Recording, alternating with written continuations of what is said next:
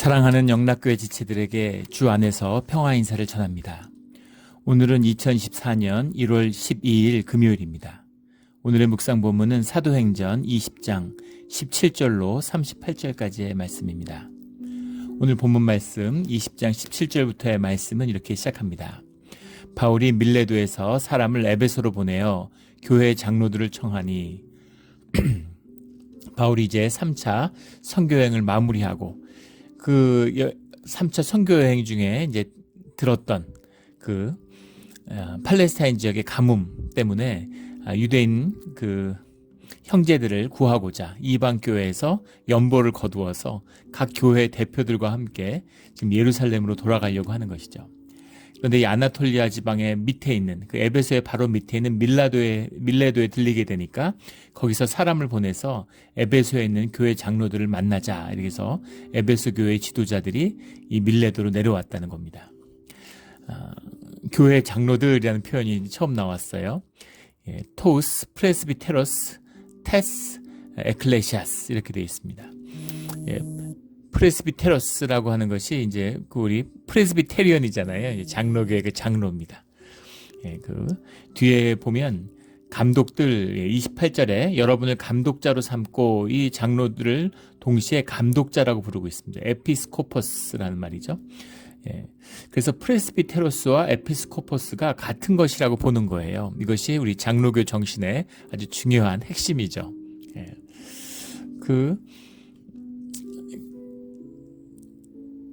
성직이라고 하는 것을 이제 인정하지 않는 것입니다. 그래서 이제 그 우리 장로교 전통에서는 목사도 장로죠. 프레스비테로스 중에서 한 명입니다.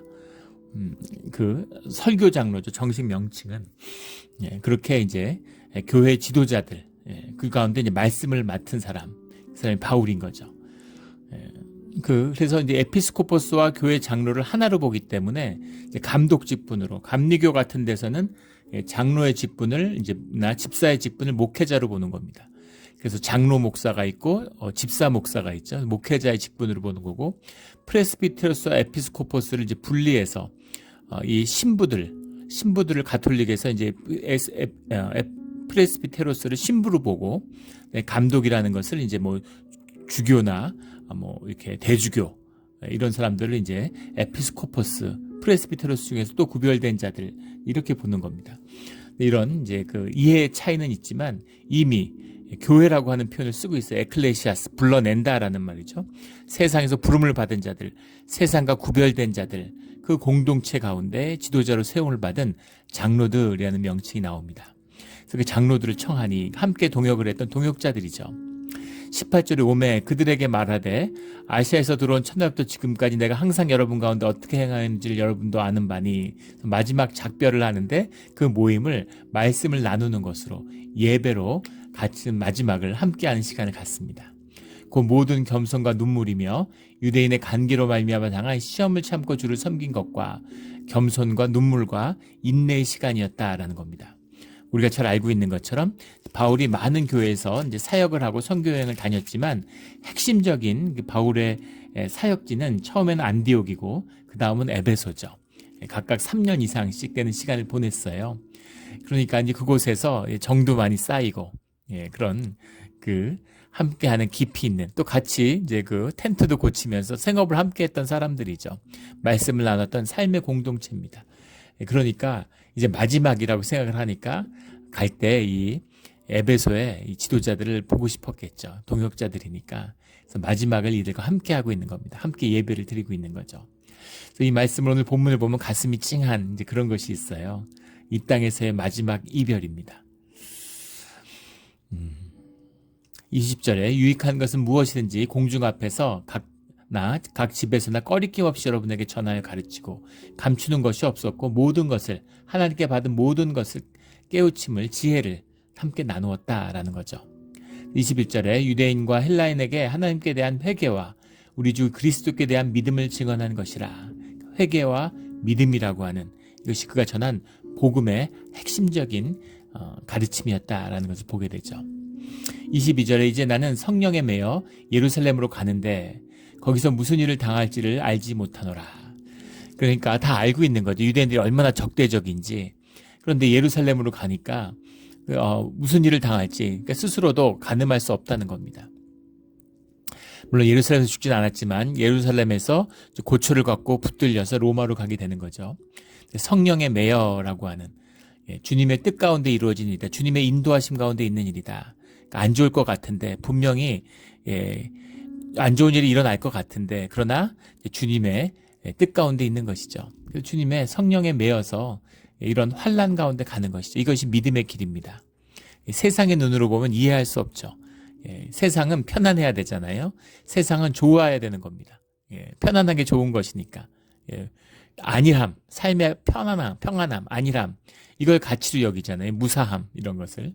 그러나 주님의 인도하시는 길 가운데에서는 고난과 시련이 있죠.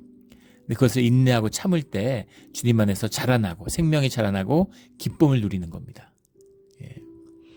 그 운동을 하는 사람들은 그 피트니스 이런 거 하는 사람들은 더 무거운 걸 들수록 더 깊은, 더 가치와 의미를 느끼는 거죠. 왜냐하면 초점이 근육에 있으니까. 무거운 걸 들수록 힘이 세지고 근육이 세지는 거죠. 또 운동선수인데, 운동선수가 안일함을 목표로 해요. 운동을 안 해. 편안한 게 좋아. 운동선수로서 아무 의미 없는 것이죠. 운동선수로서의 삶의 가치, 소명을 가진 자들은 운동을 더 심하게, 다리가 아프고 막 허리가 끊어질 것 같고 그래도 그렇게 뛰고 훈련을 받음으로써 성장하는 거죠. 그런 겁니다.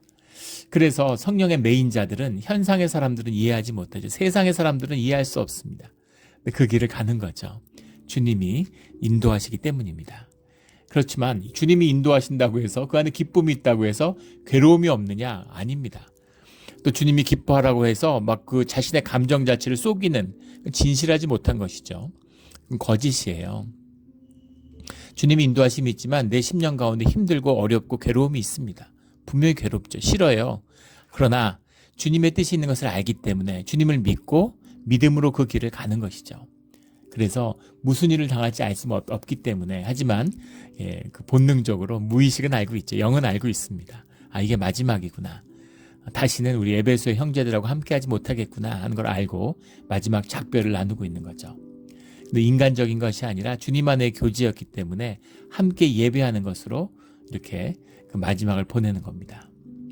23절에 오직 성령이 각 성에서 내게 증언하여 결박과 환난이 나를 기다린다 하시나. 주님의 성령 가운데서 그 말씀을 이제 접하고 있는 거죠. 주님의 음성을 듣고 있는 것입니다.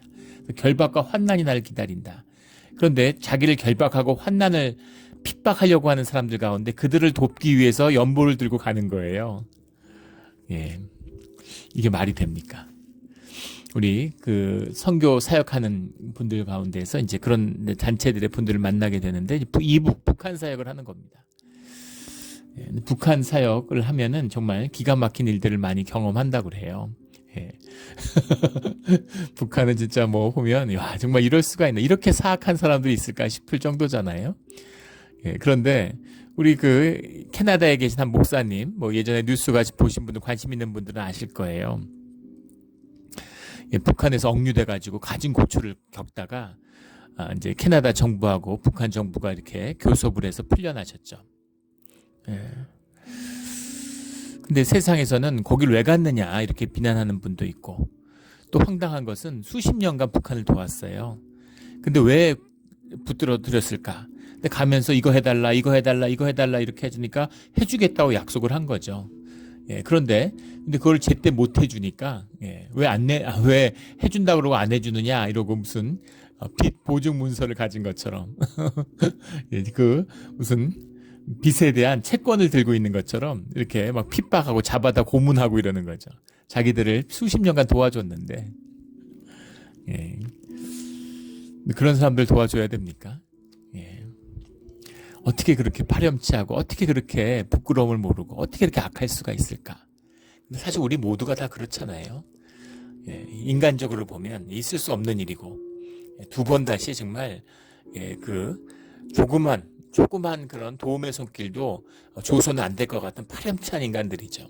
그러나 그 사람들을 보고 도와주는 게 아니죠. 불쌍해서 도와주는 게 아닙니다. 주님이 도우라고 하시니까 돕는 거죠. 그래서 우리가 판단할 필요도 없고 정죄할 필요도 없는 거예요. 주님이 도우라고 하시면 돕는 겁니다. 주님의 받은 사랑을 나누는 거예요. 내가 봐서 이 사람은 사랑을 받을 만한 사람인지 사랑을 받을 자격이 있는지를 내가 심사하거나 내가 판단할 이유가 없는 것이죠. 이게 주님께 사랑을 받은 자들, 주님께 구속된 자들의 진실입니다. 예. 그래서 뭐 이게 잘 됐니 못 됐니, 성교가 실패한 것 같지만 그것이 뿌려진 씨앗이 꽃을 피울 수도 있고, 또 눈에 보기에 잘 된 것 같지만 뭐 병원 세우고 뭐 사람들 모이고 뭐 잘 된 것 같지만 그것이 사실은 모래성일 수도 있고 알 수 없는 것입니다. 주님이 인도하심이 있고 주님의 뜻에 따라서 행하는 것, 그것뿐인 것이죠. 우리 지금 선교사님 이름은 기억이 안 나는데 신미양인가요? 그때 그 평양에서 목숨을 잃은 푸에블로가 처음 들어왔을 때 목숨을 잃은 분이 계시죠. 그래서 여러 해 동안 그 조선에 선교하기 위해서 준비했는데 상륙도 못하고 배에서 붙들려가지고 이제 순교를 당한 분이 계세요. 지금 이름은 기억이 나지 않는데, 그 보면은 참 인생이 가슴 아프죠. 어떻게 뭐 주님 뭡니까 도대체 이거는? 왜 이렇게 죽을 거면 그렇게 오랫동안 준비하고 기도케 하셨습니까? 이건 현상으로 바라보는 우리의 눈인 것이죠. 그 기도가 어디 갔겠습니까? 그 준비가 어디 갔겠습니까? 결국 선교를 하시는 건 주님이세요. 그 기도와 그 헌신과 그 흘린 순교의 피를 주님이 받으신 겁니다. 그러니까 조선 땅에 복음이 전파되고 부흥의 불길이, 평양이 그 아시아의 예루살렘이다, 제2의 예루살렘이다, 이런 평을 들을 만큼 복음이 불타올랐죠. 부흥이 일어났습니다. 이게 그런 순교의 피가 있기 때문이에요. 주님이 하시는 일입니다. 그래서 그런 주님이 인도하시는, 이해할 수 없는, 우리는 이해할 수 없죠. 현상으로 보면 도저히 이해할 수 없습니다. 어떻게 이런 악독한 유대인들한테 어떻게 주님이 은혜를 베푸실 수가 있나?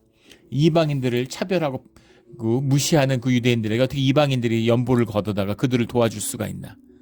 인간적으로 보면 아유 우리를 그렇게 무시하고 막 괴롭히더니 쌤통이다, 이렇게 되지 않겠습니까? 그게 아니라 주님이 주신 사랑으로, 은혜로 그들을 형제로 품는 것이죠. 그 주님이 주님의 일을 이루어 가시는 거예요. 그리고 주님 안에서 주님을 믿음으로 하는 것입니다. 또 이것을 교리적으로 무조건 원수를 사랑하라고 했으니까 우리가 당했지만 오른쪽 뺨을 맞았지만 왼뺨을 내밀어야 돼. 그게 꼭 주님의 길인지 아닌지를 결정하시는 건 주님입니다. 교리적인 건 아니에요. 주님의 살아계신 음성과 성령의 인도하심을 받아야 되는 겁니다. 성령의 매여라는 말처럼 주님의 주권적인 역사 가운데 함께하는 바울이기에 일어날 수 있는 일인 것이죠. 이 바울의 역사가 얼마나 위대한 것이었는가, 주님의 역사였는가 하는 것은 오늘날 우리가 성경이 증거하고 있죠. 신약 성경의 3분의 2가 바울 서신이에요. 상상이 되십니까? 수많은 선지자가 난립했겠죠. 이단들이 아주 그냥 창궐하던 때입니다. 가짜들이 창궐 했는데, 하나님의 이름을 팔았는데, 예수 이름을 속였는데, 근데 결국은 바울이 진짜였음을 역사를 통해서 주님이 말씀으로 증거하고 있는 것이죠. 우리를 증거하는 것은 주님입니다.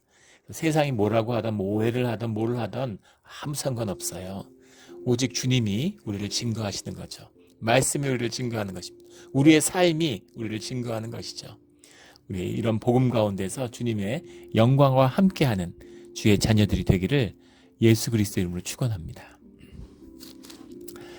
결박과 환난이 나를 기다린다. 그곳으로 성령의 인도하심을 받아 들어가는 거죠. 십자가의 길입니다. 예수님이 갔던 길을 바울이 걷고 있는 것이죠. 24절에 내가 달려갈 길과 주 예수께 받은 사명 곧 하나님의 은혜의 복음을 증언하는 일을 마치려 하면은 나의 생명조차 조금도 귀한 것으로 여기지 아니하노라. 놀라운 하나님의 복음을 증언하는 주님의 사명 가운데 있는 나는 생명조차 귀한 것으로 여기지 않는다. 죽어도 상관없다는 거죠.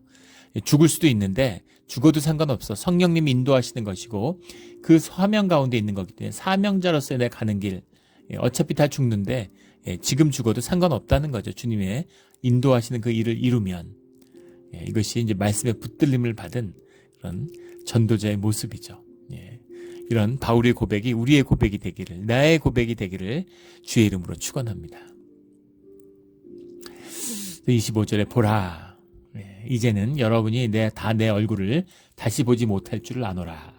이게 마지막입니다 라는 얘기죠.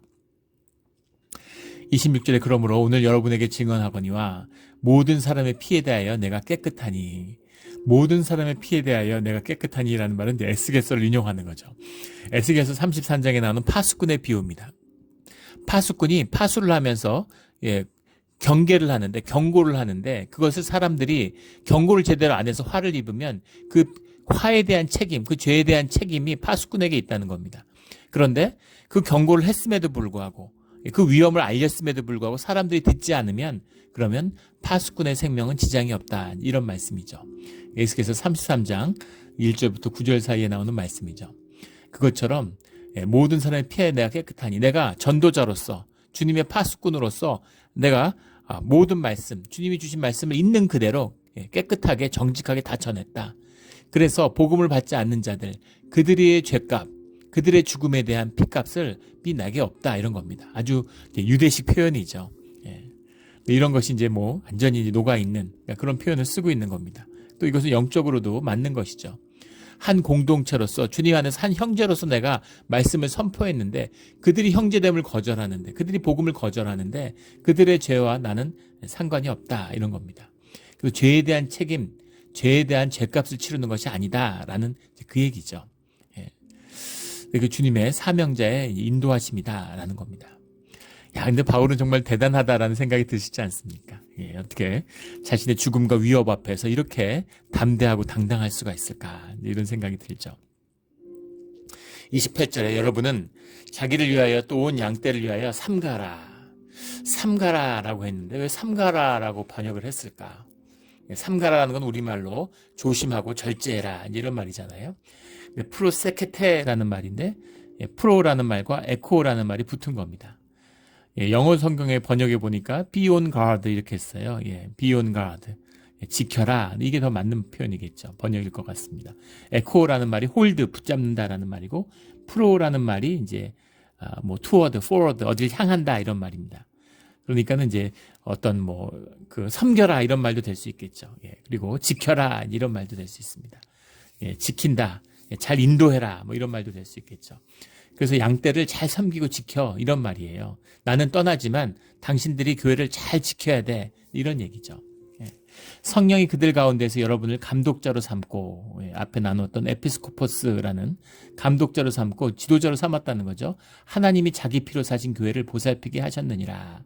하나님의 피값으로 사신 하나님의 지체가 된 그 교회를 너희들에게 맡겼다라는 겁니다. 보살피게 하셨다. 그러니까 그 양떼를 위해서 그 양떼를 섬기는 일에 정말 전심을 다해라, 이런 당부의 이야기죠. 29절에 내가 떠난 후에 사나운 이리가 여러분에게 들어와서 그 양떼를 아끼지 아니하며, 그러니까 그 이단의 무리들, 그 교회를 탈취하려는 이단의 무리들이 극성을 부리던 시대입니다. 또 교회 안에서도 어지러움이 많죠. 외부의 공격도 있고 내부에서의 어지러움도 있어요. 유대인과 이방인의 갈등이 있고, 이것도 유대인 가운데서도 그런 그 바리새인들, 아주 율법적인 유대인들의 그런 공격도 있고, 이게 어지러울 때입니다.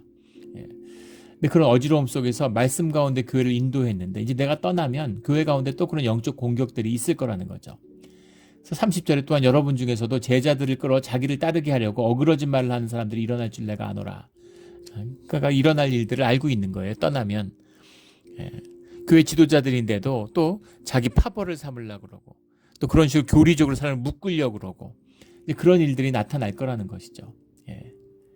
31절, 그러므로 여러분이 일깨워 내가 3년이나 밤낮 쉬지 않고 눈물로 각 사람을 훈계하던 것을 기억하라.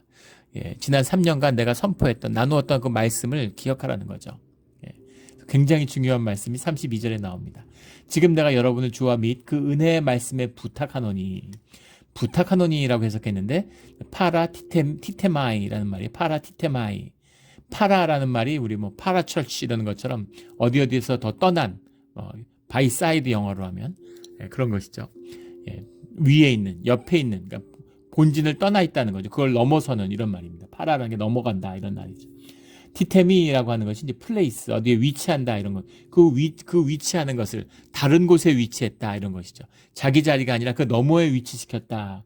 그래서 이제 위탁한다, 위임한다, 이런 뜻입니다. 위임한다라는 말이 파라티테마이죠. 은혜의 말씀에 의임했다라는 거예요.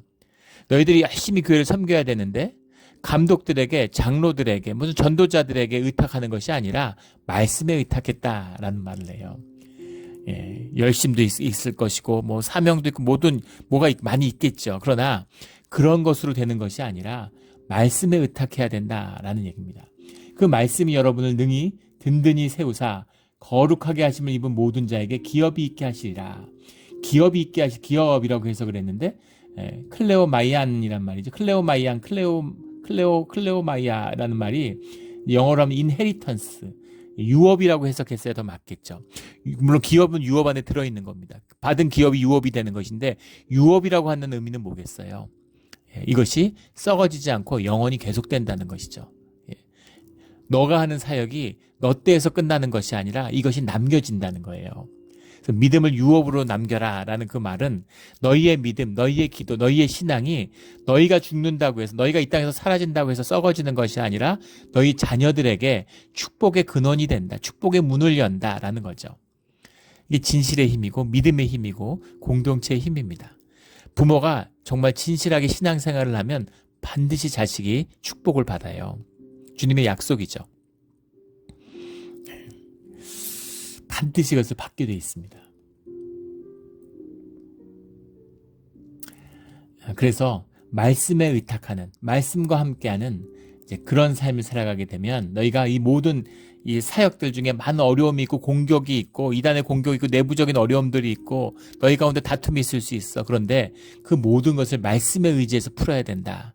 사람이나 뭐 권위나 경험이나 율법이나 뭐 지식이나 이런 것이 아니라 오직 말씀에 의탁해서 풀어가야 된다. 그러면 그것이 썩어지지 않고 유업이 되는 남는 것이 된다라는 것이죠. 너희에게 남는, 너희에게 귀하게 축복으로 남는 그런 유업이 된다. 32절 말씀이 너무 중요한 말씀이에요.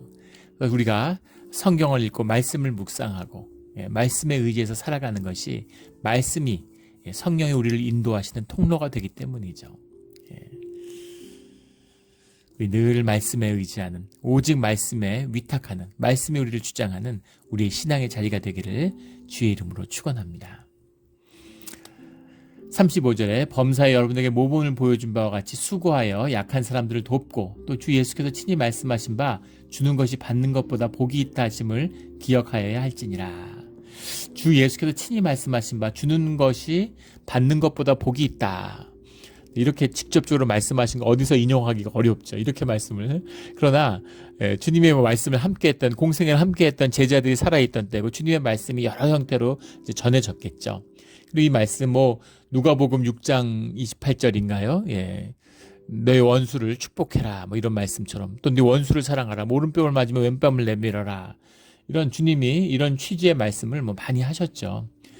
그리고 이것은 주님의 진리의 말씀이죠. 받는 것보다 주는 것이 복이 있죠.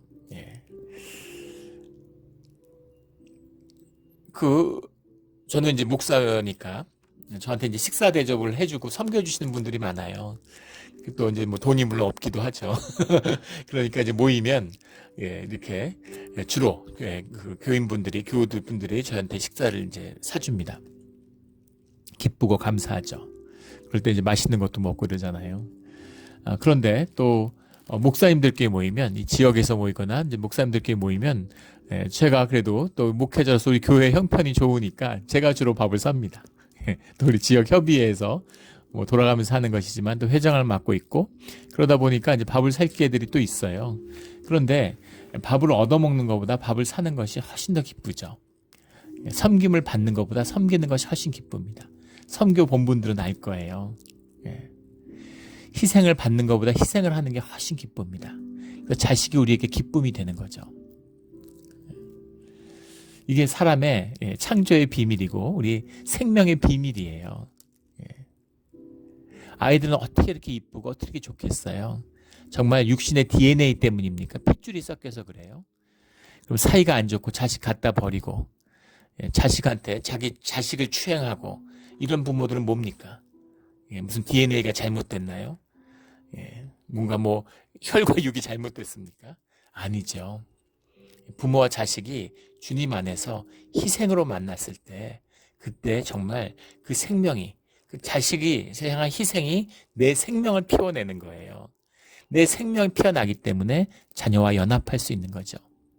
그 생명의 본질이 뭐예요? 주님의 사랑입니다. 그 사랑 안에 있기 때문에 삶이 연합되고 그 안에서 정말 기쁨이 함께하는 그런 삶의 길이 열리는 것이죠. 그래서 주님이 너희 가족, 너희 교회 가운데에서 그런 생명을 꼭 피워라 이렇게 말씀하시는 겁니다. 그게 축복이에요. 그게 감사합니다. 교회의 비밀이죠. 교회에서 정말 그 연말이 되면 우리 열심히 봉사했던 분들 이렇게 만나서 이렇게 한 분 한 분 이야기를 해. 1년 동안 어떠셨는지, 그리고 내년엔 어떻게 어떤 이제 소명을 갖고 계신지 이런 것들을 뭐 기도를 하시는지 이런 것들을 나눠봅니다. 근데 참 다 예외 없이 주님을 섬겼던 분들의 공통되는 고백은 단 하나입니다. 감사하다는 거죠. 다 똑같이 얘기해요. 신기하죠. 다 짠 것도 아닐 거 아니겠어요? 근데 주님께 너무 죄송하다고, 더 잘 섬겼어야 되는데, 더 열심히 했어야 되는데 부족했다. 다 부족했다고 얘기했어요. 열심히 하셨는데 너무 부족해서 죄송하다 이렇게 말씀하시죠. 그리고 다들 감사했다고 얘기합니다. 내가 시간 내서 내 돈 들여서 내가 어렵게 나와서 내가 섬겨드렸는데, 그런데 죄송하고 내가 감사한 거죠. 우리가 자녀를 보면 알잖아요. 자녀들에게 희생하고 자녀들 위해서 돈 벌고 자녀를 위해서 열심히 살았는데, 근데 자녀들한테 미안한 거죠. 더 잘해줬으면 좋았을 텐데, 내가 좀 능력 있고 더 잘 섬겨줬으면 더 좋았을 텐데, 그런 아쉬움과 늘 부족함을 느끼잖아요. 그런 거죠. 또 자녀들이 있어서 얼마나 감사합니까? 자녀들이 없었으면 어떻게 될까? 예전에 영화를 보는데, 요새 그런 영화들 많지 않습니까? 뭐 이렇게 시간 여행하는 타임 트래블러의 영화가 영화의 주제 같아요. 그러니까 이제 패러렐 유니버스, 물리학의 영향을 받는 거죠.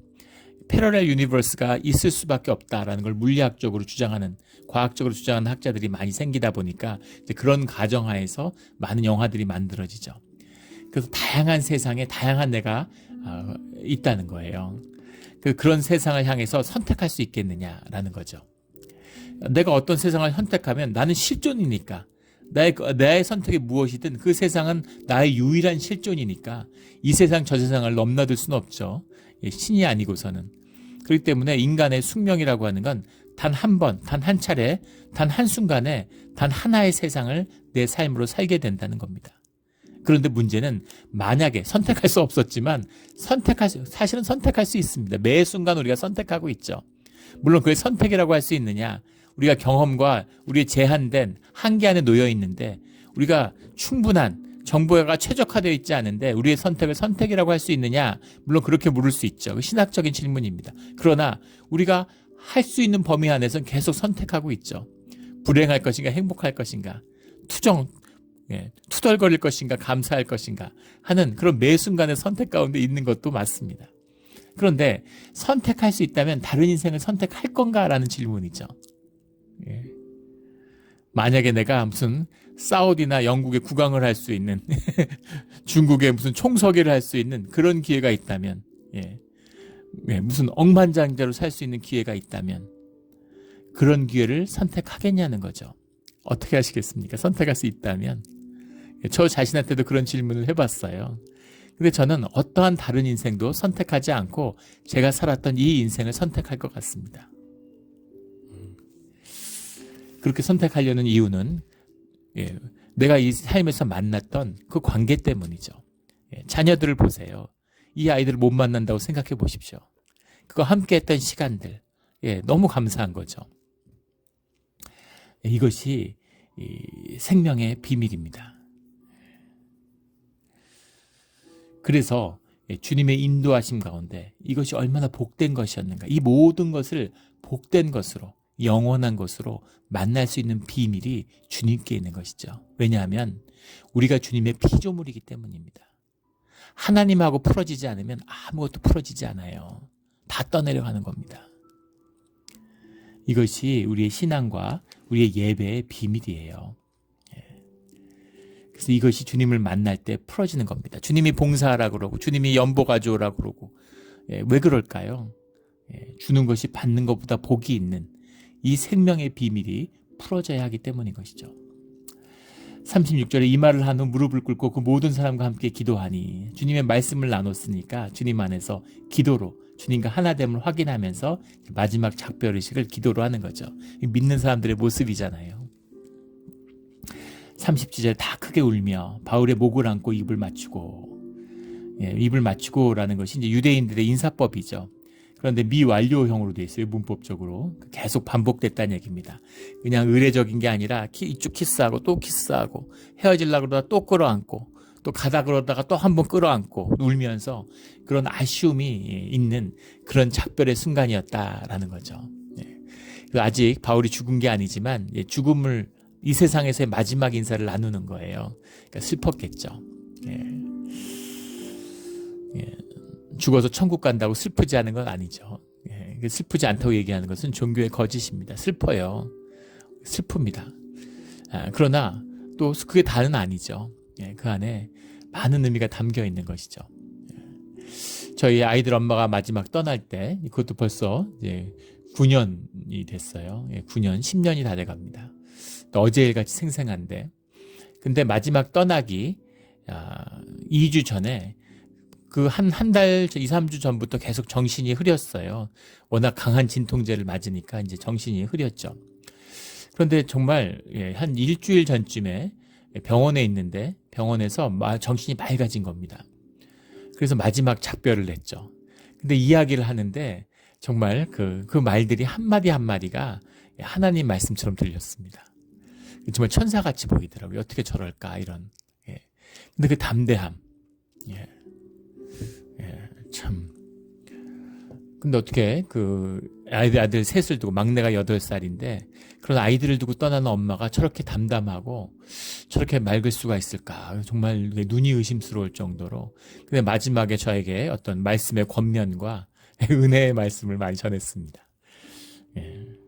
그리고 참 그리고 이제 그때 굉장히 많이 울었는데 저를 위로하고, 울지 말라. 그때 평생에 운 거보다 한 100배는 운 것 같아요. 그리고 나서 물론 떠난 것은 한 열흘쯤 있다가 떠났지만 그 후로는 의식이 돌아오지 않았기 때문에 사실은 그게 마지막 이제 작별이었던 것이죠. 물론 마지막 목숨이 떠났을 때도 슬펐습니다. 마지막 이제 작별의 순간, 그런 것이죠. 바울이 마지막 주님 안에서 삶의 의미, 주님 안에서 주님의 지체로서의 마지막 작별을 나누는 거죠. 그래서 그 소명도 확인하고 막을 수 없는 것도 알아요. 그 뜻도 알죠. 하지만 슬프고 다 크게 울면서 목을 안고 입을 맞추는 것이죠. 38절에 다시 그 얼굴을 보지 못하리라 한 말로 말미암아 더욱 근심하고 배에까지 그를 전송하니라. 마지막 에베소에서의 사역을 함께했던 동역자들과 작별을 나누는 겁니다. 저도 이제 그 새벽마다 기도하면서 마지막 아름다운 작별을 우리 몬트레 영락교회에서 하게 해달라고 그렇게 기도해요. 근데 신기한 것은 있었던 교회마다 그 인연이 떠났는데 계속 이어진다는 것입니다. 믿음 안에서. 감사하죠. 뭐 이어진다는 게 뭐 연락하고 뭐 편지 주고받고 이런 게 아니죠. 어떤 분들은 뭐 5년, 어떤 분들은 10년, 어떤 분들은 20년 만에 연락을 하게 되는 경우가 있습니다. 신기한 것은 꼭 어제 만나고 만난 것처럼 반갑고 바로 대화가 된다는 거예요. 믿음의 교제의 비밀이죠. 주님 안에 있기 때문입니다. 그래서 그런 걸 나눌 때마다 삶이 헛되지 않았구나, 삶이 정말 귀했구나 하는 걸, 삶이 진짜였구나라는 것을 감사하게 됩니다. 이것이 우리 신앙의 비밀이에요. 교회 다니는데 껍데기로 다니고 나뭇잎 치마로 가리고 거짓을 나누고 그러면 아무 의미 없습니다. 세상에서 무슨 스포츠 클럽 회원으로 동호회 동호인으로 만나서 평생을 함께해도 아무것도 남지 않아요. 그러나 믿음이 주님 안에서 하나 되는, 주님 안에서 연합하는 삶을 살면 그 삶은 남는 것이죠. 이별이 없다는 것이 아니라 우리의 영원한, 우리 영생 가운데 함께하는 관계가 되었다는 의미입니다. 그래서 귀한 것이죠. 그래서 아름답게, 주님께서 귀하게 그렇게 작별을 하게 해달라고 기도해요. 뭐 언제 작별하게 될지 모르겠지만 주님의 인도하심이 있겠죠. 처음 교회 왔을 때 한 집사님이 막 눈물을 흘리시면서 저한테 그러시는 거예요. 그 전에 설교 목사를 했었으니까 한 1년, 한 7개월인가 하다가 떠났다가 한 1년 있다 다시 왔잖아요. 예.